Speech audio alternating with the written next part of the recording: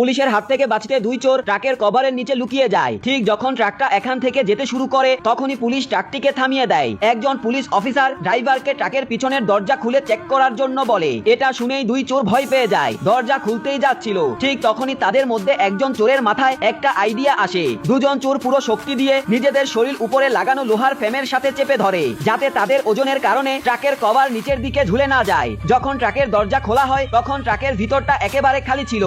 বাইরে থেকেও ট্রাকের কভার সোজা এবং স্বাভাবিক দেখাচ্ছিল। ড্রাইভার দরজা বন্ধ করতেই দুই চোর স্বস্তির নিঃশ্বাস ফেলে, কিন্তু ট্রাকটা একটু সামনে এগোতেই ট্রাকের কভার হালকা নড়ে উঠে এবং একজন পুলিশ অফিসারের চোখে সেটা পড়ে যায়। সেই পুলিশ অফিসার উপরে উঠে তদন্ত করার সিদ্ধান্ত নেয়। পুলিশ অফিসারের পায়ের শব্দ শুনেই দুই চোর সাথে সাথেই নিজেদের পজিশন বদলে ফেলে। দুজন নিচু হয়ে নিজেদের হাত আর পা দিয়ে কভারটাকে শক্ত করে চেপে ধরে, যাতে উপর থেকে ট্রাকের কভার সোজা দেখায়। যখন পুলিশ অফিসার ট্রাকের উপরে পৌঁছায় তখন তার কাছে কিছুই অস্বাভাবিক মনে হয় না, কিন্তু তারপরেও সে সেখানেই দাঁড়িয়ে অনেকক্ষণ নজরদারি করতে থাকে। সময় যেতে যেতে দুই চোর খুব ক্লান্ত হয়ে পড়েছিল। যখন দুজন প্রায় হাল ছেড়েই দিচ্ছিল ঠিক তখনই হঠাৎ পুলিশ অফিসার ট্রাক থেকে নিচে নেমে যায়। আর এভাবেই দুই চোরের বুদ্ধি আর ভাগ্যের জোরে পালিয়ে যেতে সফল হয়।